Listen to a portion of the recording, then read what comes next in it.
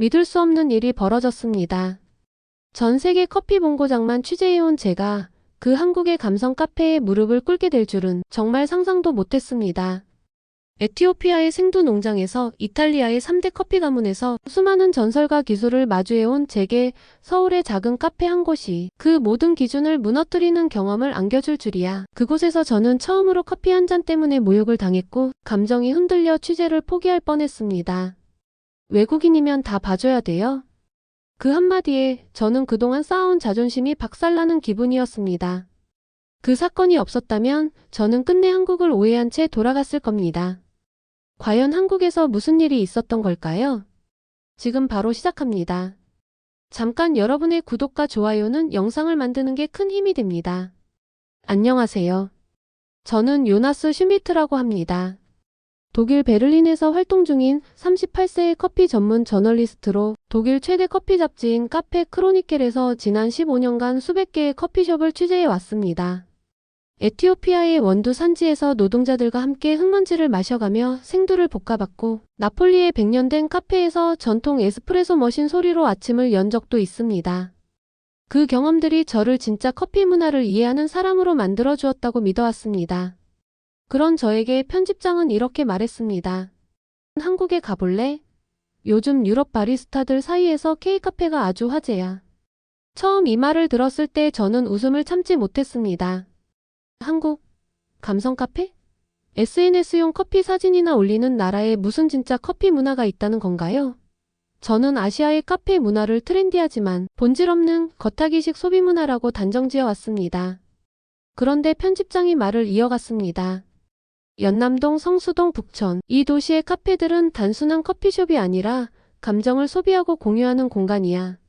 그 안에는 전통, 기술, 예술, 감성이 공존한다고. 너처럼 커피 본질을 중요시하는 사람일수록 이 문화를 직접 보고 오면 관점이 완전히 뒤집힐 수 있어. 그 말에 자존심이 조금 상했습니다. 나는 세계에서 가장 본질적인 커피를 찾아다닌 사람이었고 그 본질은 언제나 기술과 정확성, 그리고 시간이 만든 깊이에서 나온다고 믿었습니다. 감정? 분위기? 그런 건 카페가 아니라 갤러리나 테라피룸에서 논의해야 할 일이라고 생각했죠. 결국 저는 마지못해 비행기를 예약했습니다. 독일 마이너스 인천 직항 11시간 반의 비행. 고개를 저으며 짐을 쌌습니다. 머릿속엔 편견 가득한 질문들 뿐이었습니다.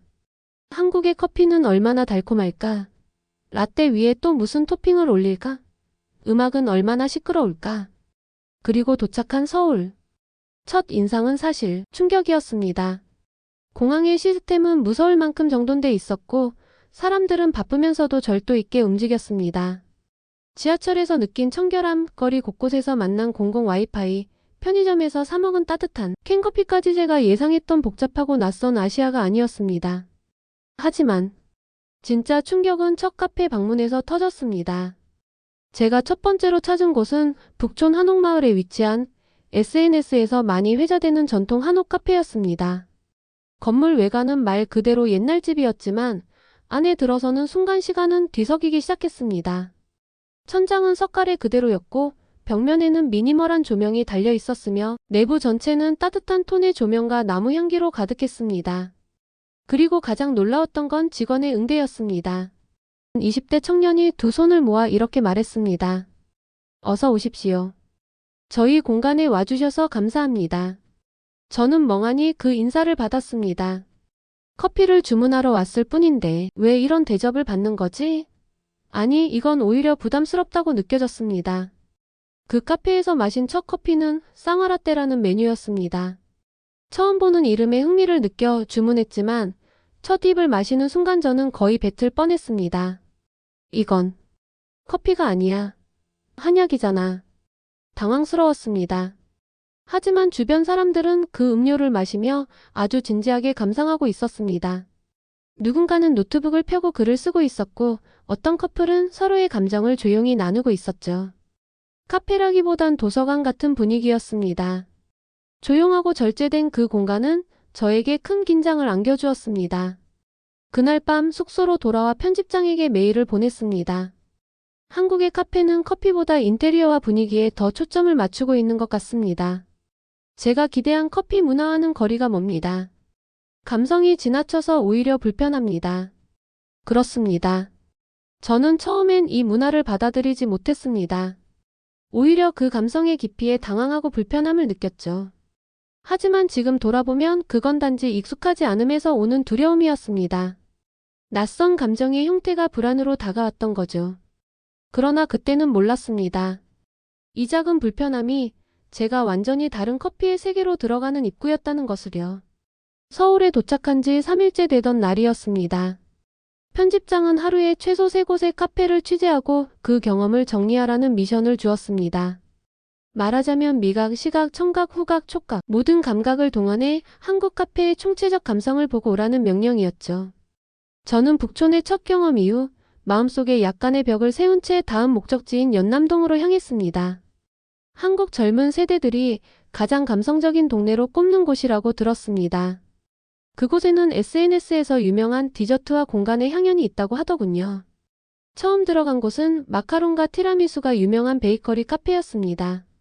내부는 마치 프랑스의 한 작은 갤러리를 옮겨놓은 듯 했지만 어딘가 달랐습니다. 벽면마다 손글씨로 적힌 오늘의 문장과 고객들이 남긴 메모, 손님이 직접 그린 그림들이 붙어 있었고 작은 포스트잇에 오늘 당신 잘 살아냈어요 라는 문구가 적혀 있었습니다. 솔직히 처음엔 이 모든 게 연극처럼 느껴졌습니다. 이런 공간이 감성이라면 난 그 감성에 휩쓸릴 수 없다. 그렇게 마음속으로 중얼거리며 자리에 앉았습니다. 주문한 메뉴는 흑임자 라떼와 라즈베리 생크림 샌드위치. 저로선 생소한 조합이었지만 메뉴에 대한 설명이 무척 정성스럽게 쓰여 있어 궁금증이 생겼습니다. 어떤 감정을 담고 만든 커피인지도 중요하니까요. 카운터에 계신 직원이 웃으며 한 말이었습니다. 저는 그 말에 마음 한구석이 찌릿했습니다. 감정을 담은 커피? 저는 지금껏 커피를 과학과 기술, 그리고 노동의 결정체로만 생각해 왔습니다. 커피는 계산과 반복의 미학이지 감정의 매개체가 아니었습니다. 하지만 한국에 와서 만나는 사람들, 카페들, 메뉴 하나하나에는 감정이라는 단어가 너무 자주 붙었습니다. 다음으로 향한 곳은 성수동이었습니다. 요즘 가장 힙하다는 지역이자 카페와 예술공간, 창작 스튜디오가 뒤섞인 곳입니다. 저는 그곳에서 소위 아트 카페라는 곳을 찾았습니다. 그 카페는 입구부터 범상치 않았습니다. 내부는 전시 공간처럼 꾸며져 있었고 한켠에서는 바리스타가 드립을 하며 커피에 대한 시적인 설명을 이어가고 있었습니다. 이 커피는 케냐 키암보 지역에서 자란 SL28 품종입니다. 햇살을 담은 흙냄새와 맑은 아침 공기 같은 첫 향을 느껴보세요. 처음에는 과하다고 생각했습니다. 하지만 커피를 한 모금 마신 순간 저는 순간적으로 그 표현이 이해가 갔습니다. 맑은 아침 공기 같다는 말이 실제로 떠올랐습니다. 그 카페에서 저는 예술가 부부를 만났습니다. 부인은 시각 디자이너, 남편은 도예가였습니다. 그들과 커피 한 잔을 나누며 이런 대화를 나눴습니다. 한국 사람들은 커피를 그냥 마시지 않아요. 하루 중 가장 감정이 예민한 시간에 그 감정을 붙잡기 위해 커피를 마시죠. 그래서 이곳에선 카페가 단순한 소비 공간이 아닌 거예요. 마음을 붙잡고 정리하는 곳이죠. 저는 머릿속이 복잡해졌습니다. 이들은 커피를 맛으로 평가하지 않았습니다. 감정의 거울로 보고 있었죠. 저는 그게 이해되지 않았습니다. 솔직히 불편했습니다. 커피가 이토록 개인적인 감정의 도구가 될 수 있다니요? 그리고 며칠 후 우연히 수진을 만났습니다. 그녀는 카페 인테리어 디자이너였고 친구를 통해 소개받았습니다. 그날 그녀가 저에게 했던 말이 아직도 생생합니다. 요나스 씨는 커피를 맛보러 다니는 게 아니라 문화를 통역하러 다니는 것 같아요. 감정이 없는 커피는 향이 없는 꽃과 같지 않을까요? 그 말은 제게 큰 충격이었습니다. 저는 다시 제 취재 노트를 열어보았습니다. 서울의 카페는 커피보다 사람을 먼저 본다. 이 공간들은 누군가의 마음이 쉴 수 있는 작은 성소다. 여전히 이해는 되지 않았지만 저는 점점 이해하고 싶어졌습니다. 그게 저의 첫 번째 변화였습니다. 감정에 대한 두려움이 호기심으로 바뀌고 있었죠. 그러나 이 작은 호기심은 곧 예상치 못한 사건 앞에서 심각하게 흔들리게 됩니다. 서울에서 보낸 시간이 어느덧 2주를 넘기고 있었습니다. 매일 3곳 이상 카페를 다니며 취재하고 사진을 찍고 글을 쓰는 작업은 체력적으로도 정서적으로도 꽤 큰 에너지를 소모하는 일이었습니다. 하지만 저는 이 감정 중심의 카페 문화에 점점 매료되고 있었습니다. 그렇다고 해서 제가 완전히 이 문화를 이해했다고는 할 수 없었습니다. 여전히 낯설었고 때때로 무언가 본질에서 벗어난 것 같다는 생각이 들기도 했습니다. 하지만 분명한 건 제가 처음 서울에 도착했을 때보다 마음이 많이 부드러워졌다는 점이었습니다. 더 이상 이해할 수 없는 문화라고 경계하지 않았고 가끔은 제가 오히려 그 감정에 기대고 있는 듯한 기분마저 들었습니다. 그런 저에게 감정의 롤러코스터 같은 일이 벌어진 건 어느 맑은 오후였습니다. 그날도 저는 북촌에 있는 예전에 한번 방문했던 한옥 카페를 다시 찾았습니다. 예전에는 처음 가는 긴장감과 어색함에 오래 머물지 못했던 곳인데 이번에는 그때의 경험을 좀 더 다르게 기록하고 싶어졌습니다. 카페에 도착하자 변함없이 단정한 모습의 직원이 있었고 공간은 여전히 고요했습니다. 저는 사진을 찍기 위해 자리를 고르고 자연광이 잘 들어오는 창가 자리에 앉았습니다. 노트북도 꺼내어 분위기를 메모했고 커피 메뉴를 고르기 전 먼저 사진을 찍기 시작했습니다. 한 컷, 두 컷 다시 구도를 바꾸고 필터도 조정하고. 그러던 중 조용히 다가온 직원이 조심스럽게 말을 걸었습니다. 손님 혹시 아직 주문 안 하셨죠? 저는 피곤함에 조금 무심한 표정으로 네, 금방 할게요 라고 대답했는데 그 순간 직원의 얼굴이 약간 굳는 것을 느꼈습니다. 그 말이 끝난 직후였습니다. 직원이 낮은 목소리로 덧붙였습니다. 죄송하지만 저희는 손님이 주문하신 이후에 자리에 앉으시는 걸 부탁드리고 있습니다. 저는 얼어붙었습니다. 내가 지금 쫓겨나는 건가? 이건 분명히 예의 없는 태도 아닌가? 외국인이라고 무시하는 건가? 수많은 생각이 동시에 머릿속을 스쳤고 나는 당황한 채 짐을 들고 일어나 버렸습니다. 문을 나서며 인사를 하는 직원에게 대꾸도 하지 않았습니다. 그날 밤 숙소로 돌아오며 이런 생각이 들었습니다. 역시 이건 감성의 과잉이다.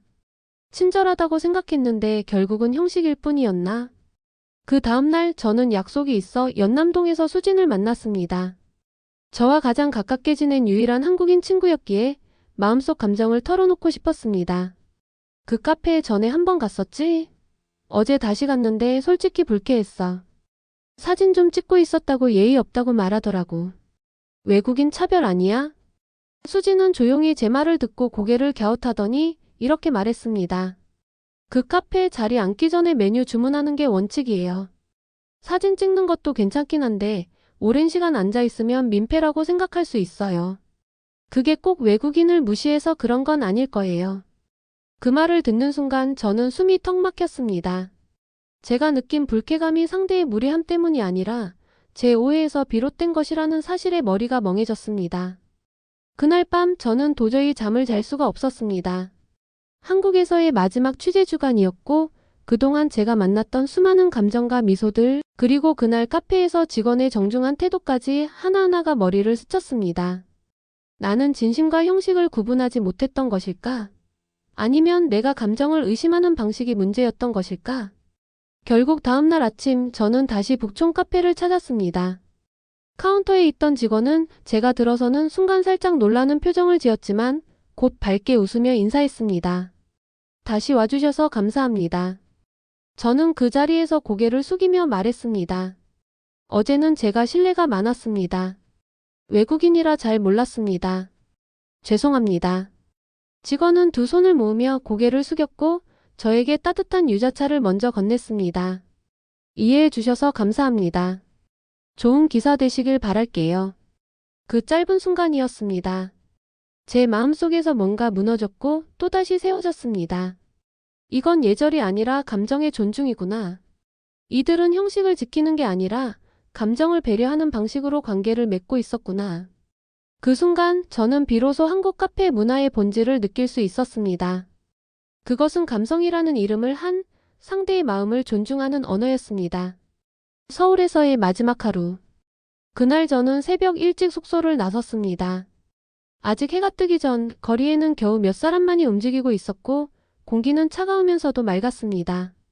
저는 인천공항행 공항 리무진을 타기 전 마지막으로 성수동의 작은 카페에 들르기로 했습니다. 그곳은 몇 주 전 처음으로 커피에 감정을 담아 설명하던 바리스타를 만났던 곳이기도 했습니다. 그날 저는 그의 말이 과하다고 생각했지만 지금은 그 표현 하나하나가 뇌리에 깊이 박혀 있었습니다. 카페 문을 열자 익숙한 향이 코끝을 스쳤습니다. 원두를 각 갈아낸 냄새, 나무 가구에서 배어나오는 은은한 향기, 그리고 조용히 흘러나오는 피아노 선율. 카페 안에는 이미 몇 명의 손님이 앉아 있었고 모두가 조용히 각자의 시간을 보내고 있었습니다. 바리스타는 저를 알아보고 고개를 숙였습니다. 아, 다시 오셨네요. 반갑습니다. 마지막 날이에요. 비행기 타기 전에 여기부터 오고 싶었어요. 저는 핸드드립 커피 한 잔을 주문하고 창가 자리에 앉았습니다. 창문 너머로 비치는 겨울 햇살이 유리컵을 투명하게 비추고 있었습니다. 그 컵을 들며 저는 생각했습니다. 이젠 알 것 같아. 왜 이 사람들이 커피에 그렇게 많은 걸 담으려 하는지. 그리고 왜 이 공간들이 단순한 상업 장소가 아니라 일종의 마음의 쉼터처럼 느껴지는지. 서울에서 보낸 시간 동안 저는 수많은 카페를 방문하며 단순한 음료 이상의 것을 경험했습니다. 어떤 공간에서는 문장을 얻었고 어떤 곳에서는 사람의 체온을 느꼈습니다. 어떤 날은 직원의 말 한마디에 위로를 받았고 또 어떤 날은 제 스스로의 무례함을 깨닫고 얼굴이 화끈거렸습니다.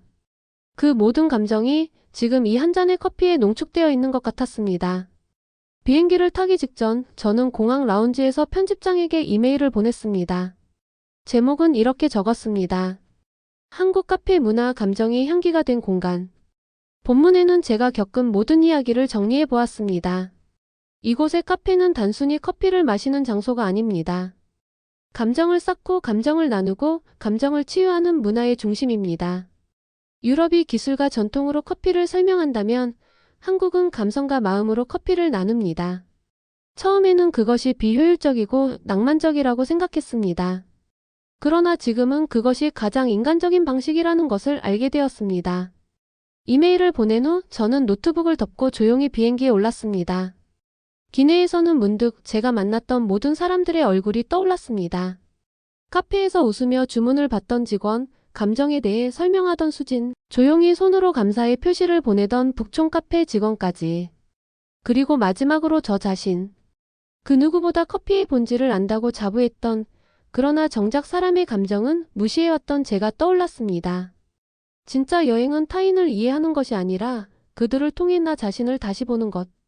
편집장이 했던 그 말이 이제야 제대로 이해되었습니다. 독일에 도착한 뒤 저는 첫 기사로 이렇게 썼습니다. 나는 서울에서 커피를 마신 것이 아니라 사람의 진심을 마셨다. 이 이야기가 좋았다면 좋아요와 구독 그리고 댓글로 여러분의 생각도 들려주세요. 혹시 여러분도 한국에서 커피 한 잔에 담긴 진심을 느껴본 적이 있으신가요? 그 특별한 경험을 저희에게 제보해주세요. 다음 이야기는 여러분의 이야기일지도 모릅니다.